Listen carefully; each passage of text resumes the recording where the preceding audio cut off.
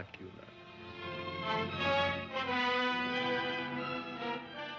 Dracula. The very mention of the name brings to mind things so evil, so fantastic, so degrading. You wonder if it isn't all a dream, a nightmare. But no, this is no dream. This is Dracula, the original terrifying story of a maniac and a man who lived after death, lived on human blood, took the form of a vampire bat, and lured innocent girls to a fate truly worse than death.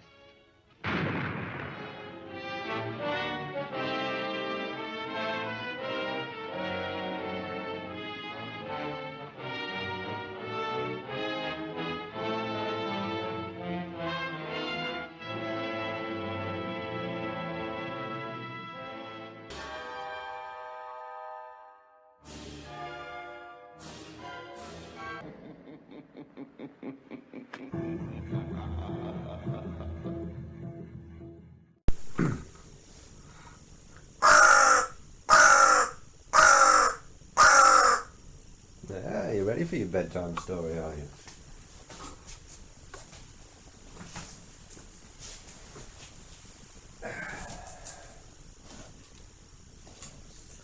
Bram Stoker's Dracula.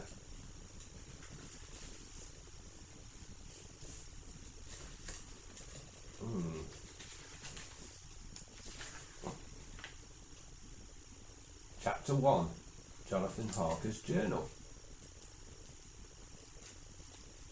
You can see this taking some time with this book.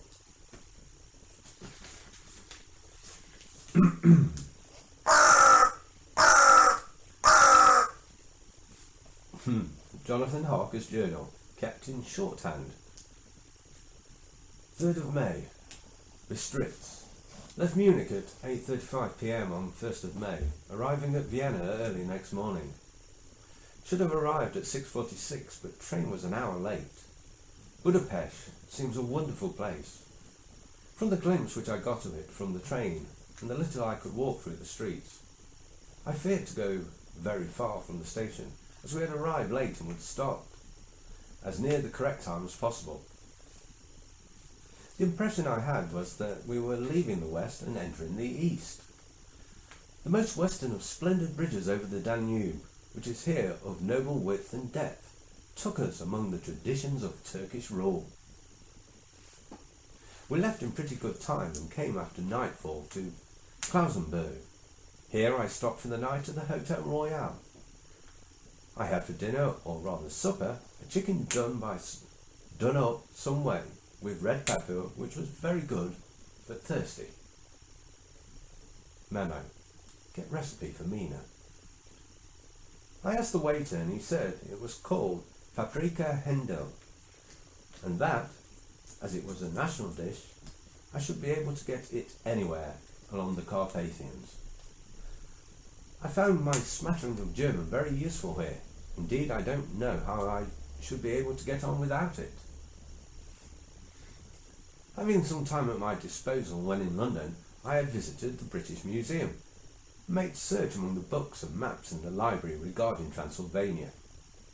It had struck me that some foreknowledge of the country could hardly fail to have some importance in dealing with a noble of that country. I find that the district he named is in the extreme east of the country, just on the borders of 3 states, Transylvania, Moldavia, and Bukovina.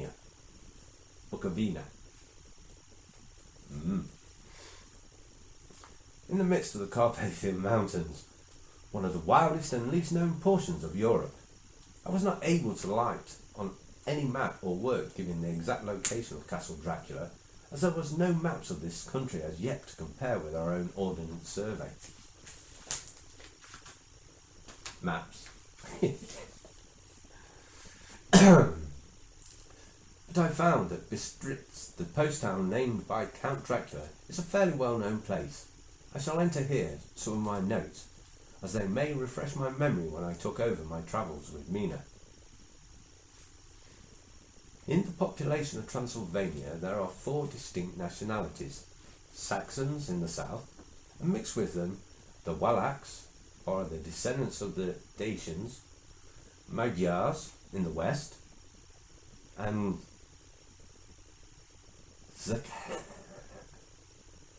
Zekalis in the east and north. Sorry. I'm going among the latter, who claim to be descended from Attila and the Huns. This may be so, for when the Magyars conquered the country in the 11th century, they found the Huns settled in it. I read that every known superstition in the world is gathered into the horseshoe of the Carpathians, as if it were the centre of some sort of imaginative whirlpool. If so, my stay may be very interesting. Memo. I must ask the Count all about them. I did not sleep well, though my bed was comfortable enough, for I had all sorts of queer dreams. There was a dog howling all night under my window, which may have had something to do with it, or it may have been the paprika, for I had to drink up all the water in my carafe, and was still thirsty. Towards morning I slept and was wakened by the continuous knocking at my door, so I guess I must have been sleeping soundly then. I had for breakfast more paprika and a sort of porridge of maize flour, which they said was mamalaga, an eggplant stuffed with forcemeat, a very excellent dish which they call impletata. Memo. Get recipe for this also.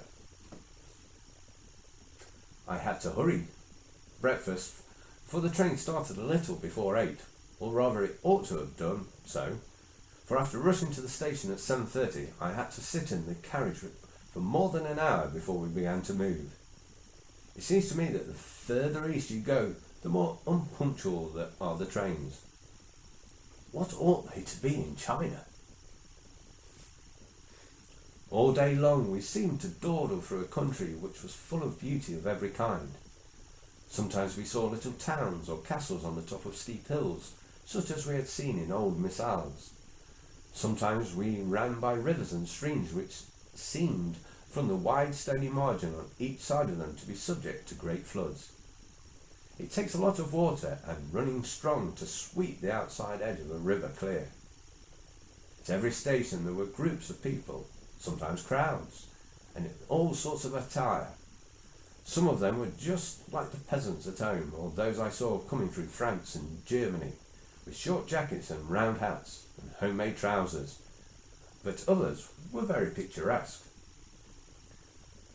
The women looked pretty, except when you got near them, but they were very clumsy about the waist. They had all full white sleeves of some kind or other, and most of them had big belts with a lot of strips of something fluttering from them, like the dresses in a ballet, but of course petticoats under them. The strangest figures we saw were the Slovaks, who are more barbarian than the rest.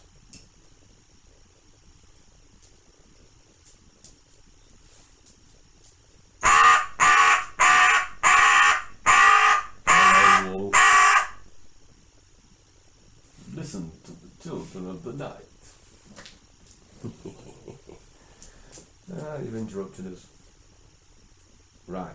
The strangest figures we saw were the Slovaks, who are more barbarian than the rest, with their big cowboy hats, great baggy, dirty white trousers, white linen shirts, and enormous heavy leather belts, nearly a foot wide, all studded over with brass nails.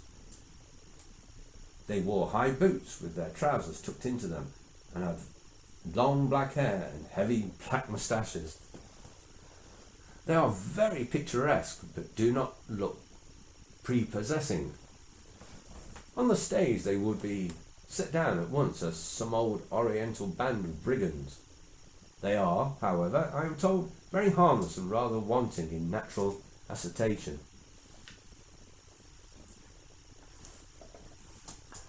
It was on the dark side of the twilight when we got to Bistritz, which is a very interesting old place, being practically on the frontier, for the Borgo Pass leads from it into Bukovina. It has had a very stormy existence, and it certainly shows marks of it. 50 years ago, a series of great fires took place, which made terrible havoc on 5 separate occasions. At the very beginning of the 17th century, it underwent a siege of 3 weeks and lost 13,000 people, the casualties of war proper being assisted by famine and disease. Count Dracula had directed me to go to the Golden Crone Hotel, which I found to my great delight to be thoroughly old-fashioned, for of course I wanted to see all I could of the ways of the country. I was evidently expected, for when I got near the door, I faced a cheery-looking elderly woman in the usual peasant dress, white undergarment with long double apron, front and back, of coloured stuff fitting almost too tight for modesty. When I came close, she bowed and said, "The Herr Englishman?" "Yes," I said, "Jonathan Harker." She smiled and gave some message to an elderly man in white shirt sleeves who had followed her to the door. He went, but immediately returned with a letter. "My friend, welcome to the Carpathians. I am anxiously expecting you. Sleep well tonight. At 3 tomorrow the diligence will start for Bukovina. A place on it's kept for you. At the Bolgo Pass my carriage will await you and will bring you to me. I trust that your journey from London has been a happy one, and that you will enjoy your stay in my beautiful land. Your friend, Dracula."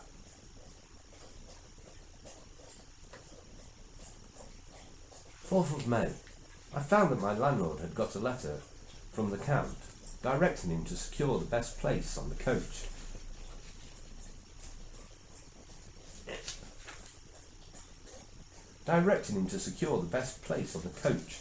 For me. But on making inquiries as to details he seemed somewhat reticent, and pretended that he could not understand my German. This could not be true, because up to then he had understood it perfectly. At least he answered my questions exactly as if he did. He and his wife, the old lady who had received me, looked at each other in a frightened sort of way. He mumbled out that the money had been sent in a letter, and that was all he knew. When I asked him if he knew Count Dracula and could tell me anything about his castle, both he and his wife crossed themselves, and saying that they knew nothing of it at all, simply refused to speak further. It was so near the time of starting that I had no time to ask anyone else, for it was all very mysterious, and not by any means comforting.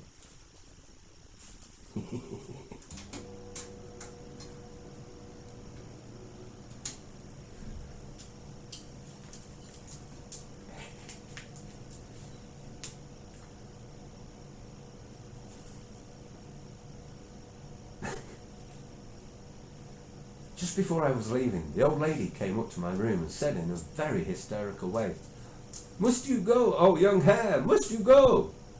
She was in such an excited state that she seemed to have lost her grip of what German she knew, and mixed it all up with some other language, which I did not know at all. I was just able to follow her by asking many questions. When I told her that I must go at once and that I was engaged on important business, she asked again, "Do you know what day it is?" I answered that it was the 4th of May. She shook her head and she said again, "Oh yes, I know that, but do you know what day it is?" On my saying that I did not understand, she went on, "It is the eve of St. George's Day. Do you not know that tonight, when the clock strikes midnight, all the evil things in the world will have full sway? Do you know where you are going or what you are going to?" She was in such evident distress that I tried to comfort her, but without effect.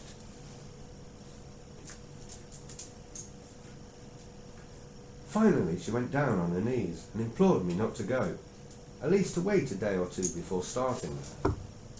It was all very ridiculous, but I did not feel comfortable. However, there was business to be done, and I could allow nothing to interfere with it. I therefore tried to raise her up, and said as gravely as I could that I thanked her, but my duty was imperative, and that I must go. She then rose and dried her eyes, and taking a crucifix from her neck, offered it to me.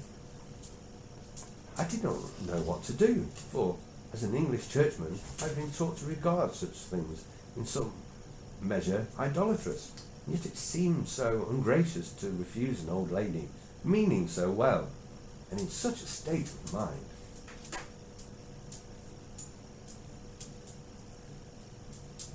She saw, I suppose, the doubt in my face, for she put the rosary round my neck and said, "For your mother's sake," and went out of the room. I am writing this part of the diary whilst I am waiting for the coach, which is, of course, late, and the crucifix is still round my neck. Whether it is the old lady's fear, I do not know, but I am not feeling nearly as easy in my mind as usual. If this book should ever reach Mina before I do, let it bring my goodbye. Here comes the coach. 5th of May. The castle. The grey of the morning has passed, and the sun is high over the distant horizon, which seems jagged. Whether with trees or hills, I know not, for it is so far off that big things and little are mixed. I am not sleepy, and, as I am not to be called till I awake, naturally I write till sleep comes.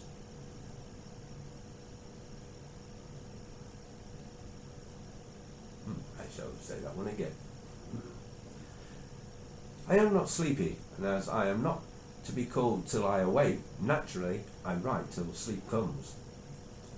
There are many odd things to put down, and lest who reads them may fancy that I dined too well before I left Bistritz, let me put down my dinner exactly.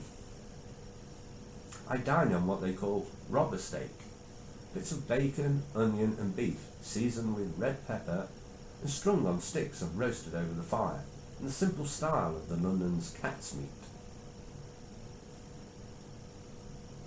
The wine was golden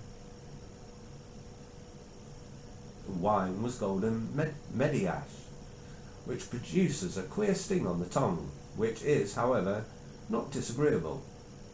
I had only a couple of glasses of this and nothing else. When I got on the coach, the driver had not taken his seat, and I saw him talking with the landlady.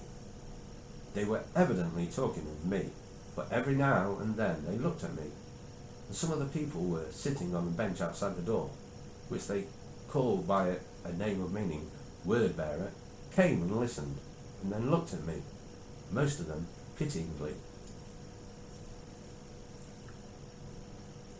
I could hear a lot of words, often repeated, queer words, for there were many nationalities in the crowd, so I quietly got my polyglot dictionary from my bag and looked them out. I must say, they were not cheering to me, for amongst them were Ordog, Satan, Pokol, Hell, Dregoica, Witch, Vrolok, and Vlokslav, both of which mean the same thing, one being Slovak and the other serving for something that is either werewolf or vampire. Memo: I must ask the Count about these superstitions. Where I go? Doesn't know where he's going, does he?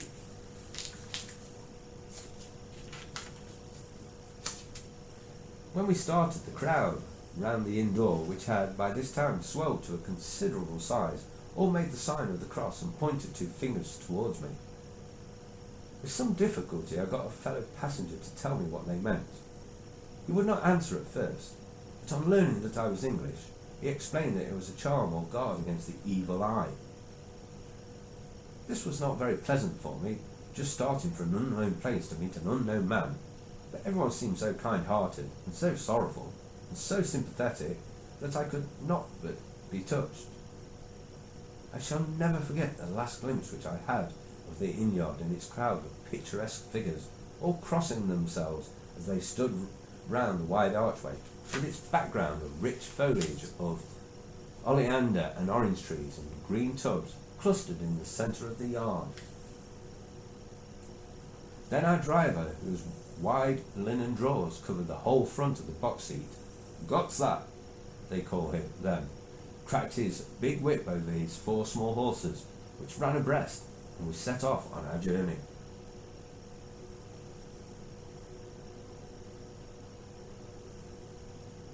You go to sleep, Erica? Oh no, still there.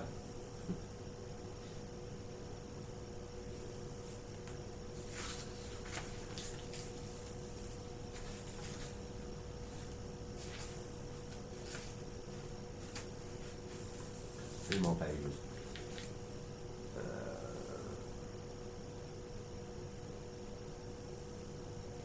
I soon lost sight and recollection of ghostly fears in the beauty of the scene as we drove along, and although I had known the language, or rather languages, which my fellow passengers were speaking, I might not have been able to throw them off so easily.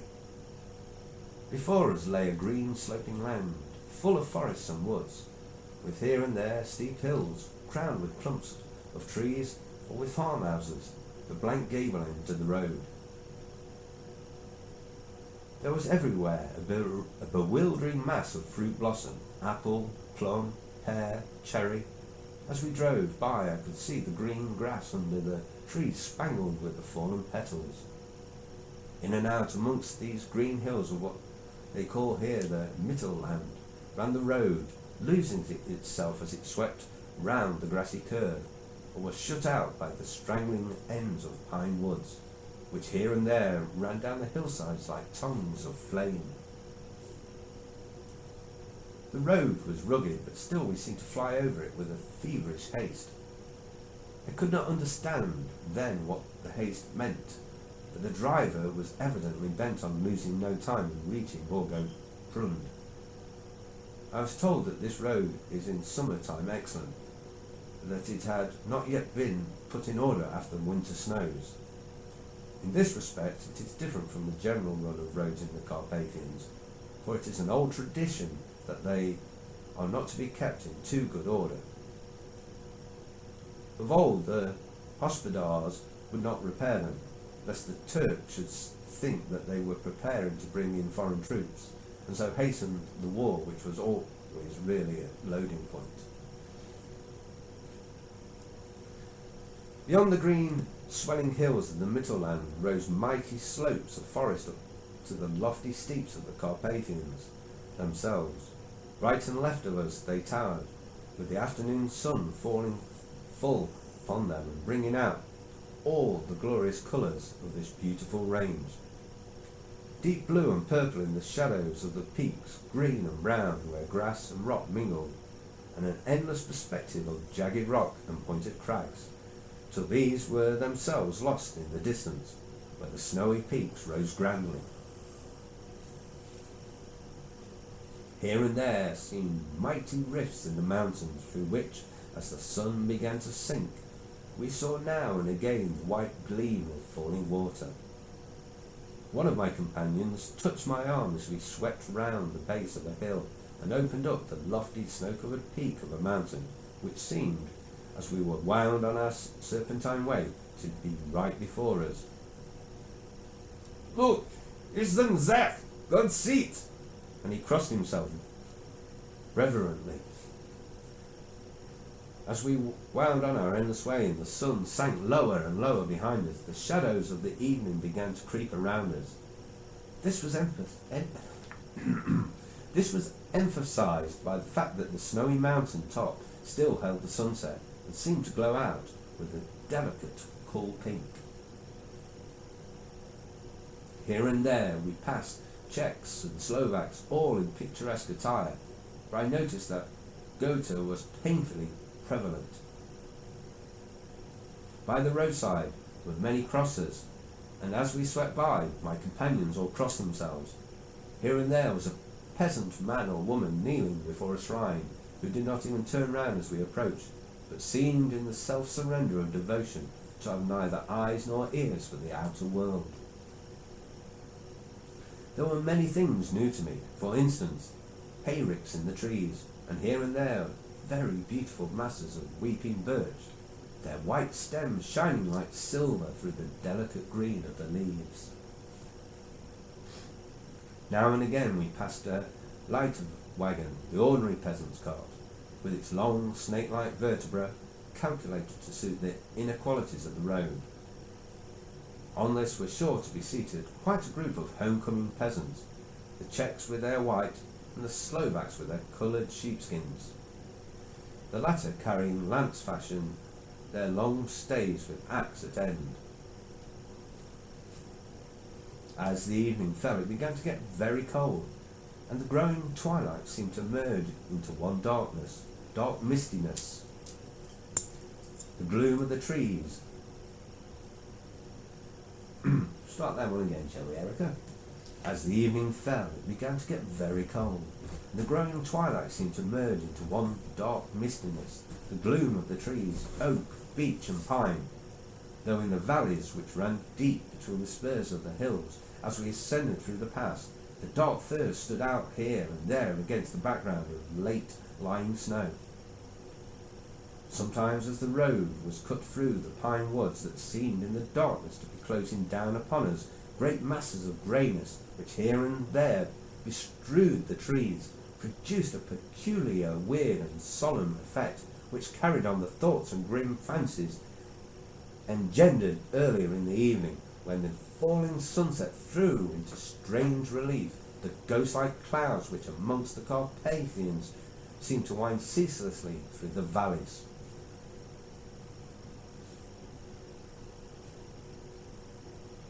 Sometimes the hills were so steep that despite our driver's haste, the horses could only go slowly. I wished to get down and walk up them, as we do at home, but the driver would not hear of it. "No, no," he said, "you must not walk here. The dogs are too fierce." And then he added, with what he evidently meant for grim pleasantry, for he looked round to catch the approving smile of the rest, "And you may have enough of such matters before you go to sleep." The only stop he would make was a moment's pause to light his lamps. When it grew dark, there seemed to be some excitement amongst the passengers, and they kept speaking to him, one after the other, as though urging him to further speed. He lashed the horses unmercifully with his long whip, and with wild cries of encouragement urged them on to further exertions. Then through the darkness I could see a sort of patch of grey light ahead of us, as though there was a cleft in the hills. The excitement of the passengers grew greater. The crazy coach rocked on its great leather springs and swayed like a boat tossed on a stormy sea. I had to hold on. The road grew more level and we appeared to fly along. Then the mountains seemed to come nearer to us on each side and to frown down upon us. We were entering the Borgo Pass. One by one, several of the passengers offered me gifts, which they pressed upon me with an earnestness which would take no denial.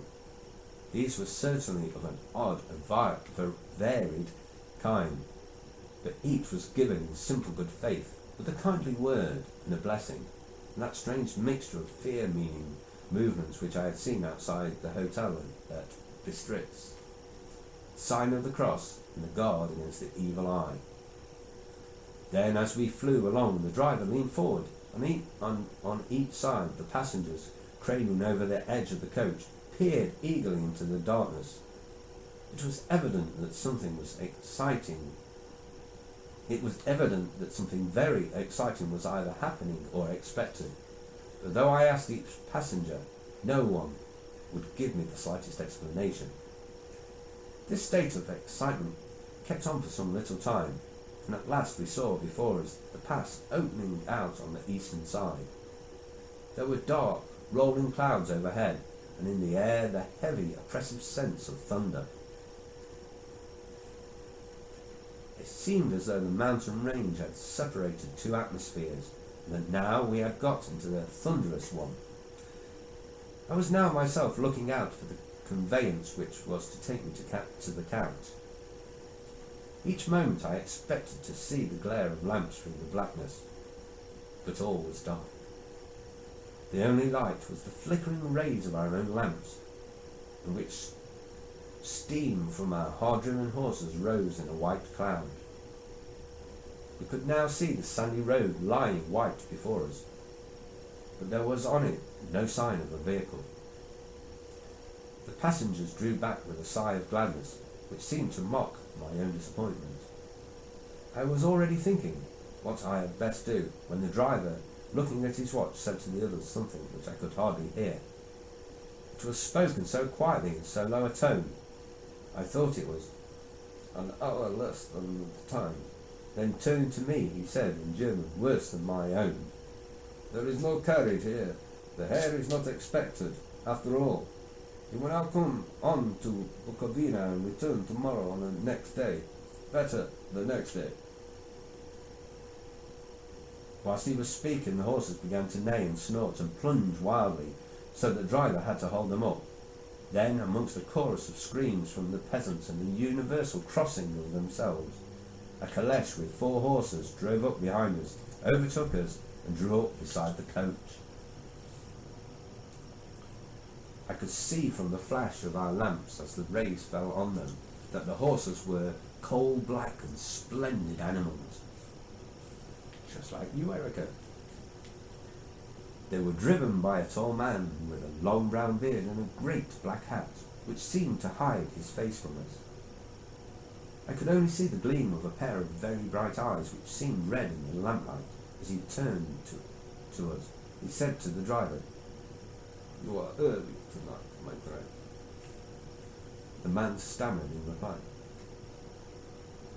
"The English say I was in a hurry," to which the stranger replied, "That is why I suppose you wish to go on to Bukovina. You cannot deceive me, my friend. I know too much, and my horses are swift." As he spoke, he smiled. The lamplight fell on a hard-looking mouth, with very red lips, and sharp-looking teeth, as white as ivory. One of my companions whispered to another the line from Berger's Lenore.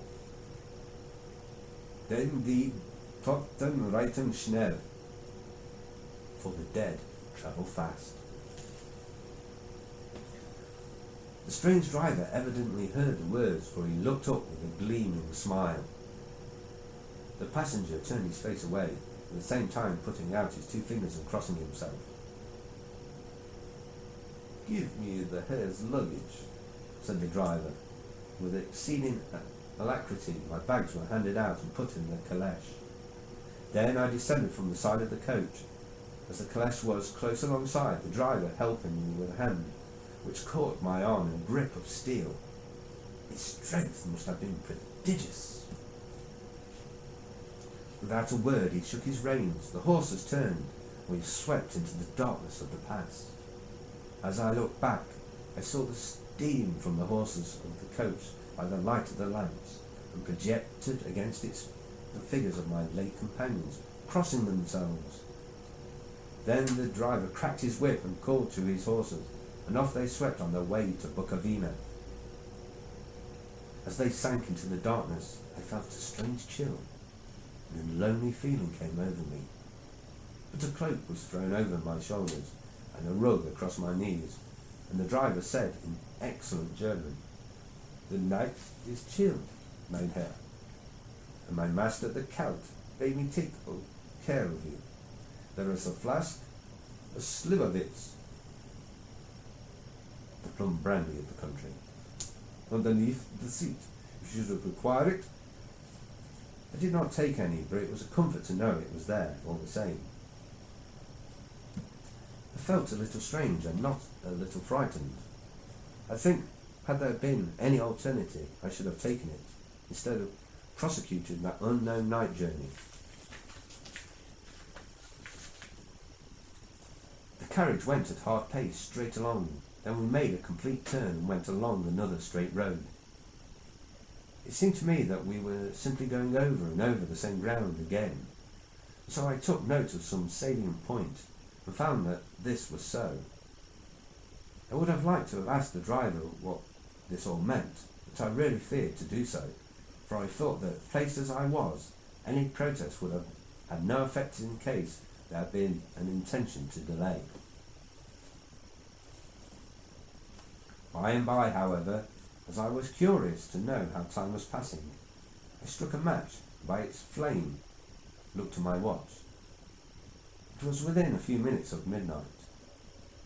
This gave me a sort of shock, for I suppose the general superstition about midnight was increased by my recent experiences. I waited with a sick feeling of suspense. Yeah, dog fur up the nose. Yeah. Then a dog began to howl somewhere in a farmhouse far down the road. A long, agonised wailing, as if from fear. The sound was taken up by another dog, and then another, and another, till borne on the wind, which now sighed softly through the pass, a wild howling began, which seemed to come from all over the country. As far as the imagination could grasp it through the gloom of the night. At the first howl the horses began to strain and rear, but the driver spoke to them soothingly, and they quieted down, but shivered and sweated as though after a run away from sudden fright.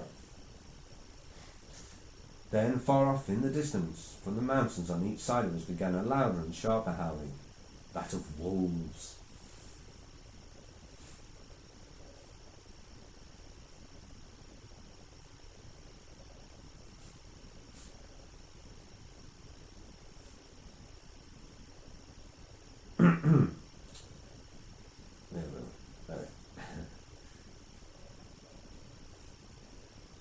A sharper howling, that of wolves, which affected both the horses and myself in the same way, for I was minded to jump from the caleche and run, whilst they reared again and plunged madly, so that the driver had to use all his great strength to keep them from bolting. In a few minutes, however, my own ears got accustomed to the sound, and the horses so far became quiet that the driver was able to descend to stand before them. He petted and soothed them and whispered something in their ears, as I have heard of horse tamers doing, and with extraordinary effect. For under his caresses they became quite manageable again, though they still trembled. The driver again took his seat, and shaking his reins started off at a great pace. This time, after going to the far side of the pass, he suddenly turned down a narrow roadway which ran sharply to the right. Soon we were hemmed in with trees which in places arched right over the roadway till we passed us through a tunnel, and again great frowning rocks guarded us boldly on either side. Though we were in shelter we could hear the rising wind, for it moaned and whistled through the rocks, and the branches of the trees crashed together as we swept along. It grew colder and colder still, and fine powdery snow began to fall, so that soon we were all around us were covered with a white blanket. The keen wind still carried the howling of the dogs, though this grew fainter as we went on our way. The baying of the wolves sounded nearer and nearer, as though they were closing round on us from every side. I grew dreadfully afraid, and the horses shared my fear, but the driver was not in the least disturbed. He kept turning his head to the left and right, but could not see anything through the darkness. Suddenly, away on our left, I saw a faint flickering of blue flame. The driver saw it at the same moment. He at once checked the horses and, jumping to the ground, disappeared into the darkness. I did not know what to do. The less as the howling of the wolves grew closer. But while I wondered, the driver suddenly appeared again, and without a word took his seat, and we resumed our journey. I think I must have fallen asleep and kept dreaming of the incident, for it seemed to be repeated endlessly, and now, looking back, it is like a sort of awful nightmare. Once the flame appeared so near the road that even in the darkness around us I could watch the driver's motions. He went rapidly to where the blue flame rose. It must have been very faint, for it did not seem to illuminate the place around it at all. And gathering a few stones, formed them into some device. Once there appeared a strange optical effect. When he stood between me and the flame, he did not obstruct it, for I could see its ghostly flicker, all the same. This startled me, for as the effect was only momentary, I took it that my eyes deceived me, straining through the darkness. Then, for a time, there were no blue flames, and we sped onwards through the gloom, with the howling of the wolves around us, as though they were following in a moving circle. At last there came a time when the driver went further afield than he had yet done, and during his absence the horses began to tremble worse than ever, and to snort and scream with fright. I could not see any cause for it, for the howling of the wolves had ceased altogether. But just then the moon, sailing through the black clouds, appeared behind the jagged crest of a beetling, pine-clad rock.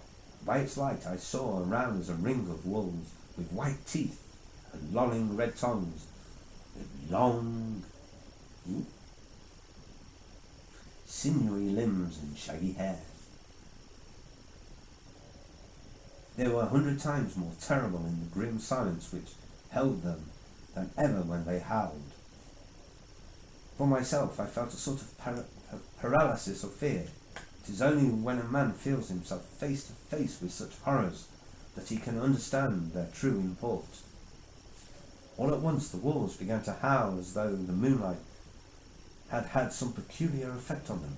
The horses jumped about and reared and looked helplessly round with eyes that rolled in a way painful to see. But the living ring of terror encompassed them on every side, and they had perforce to remain within it. I called to the coachman to come, for it seemed to me that our only chance was to try to break out through the ring and to aid his approach. I shouted and beat the side of the caleche, hoping by the noise to scare the wolves from that side, so as to give him a chance of reaching the trap. How he came there I know not, but I heard his voice raised in a tone of imperious command, and looking towards the sound saw him stand in the roadway. As he swept his long arms, and though brushing aside some impalpable obstacle, the wolves fell back and back further still. Just then a heavy cloud passed across the face of the moon, so that we were again in darkness. When I could see again, the driver was climbing into the caleche, and the wolves had disappeared. This was also strange and uncanny, that a dreadful fear came upon me, and I was afraid to speak or move. The time seemed interminable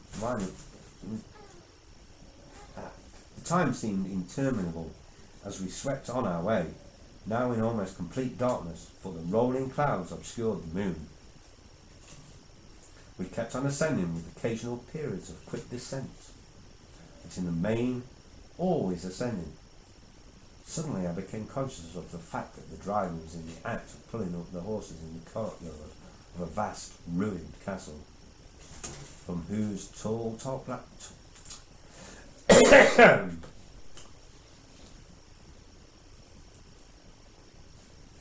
So we finish this chapter, last sentence properly, Erica? Yeah. You coming up? Hello.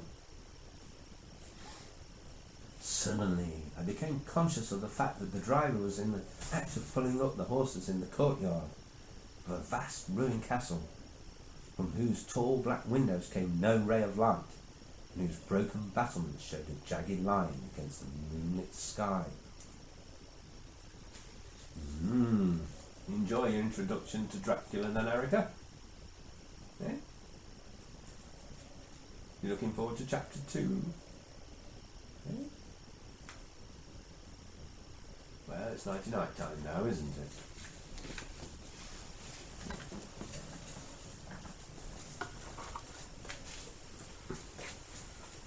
Nighty-night then, Chip. Nighty-night.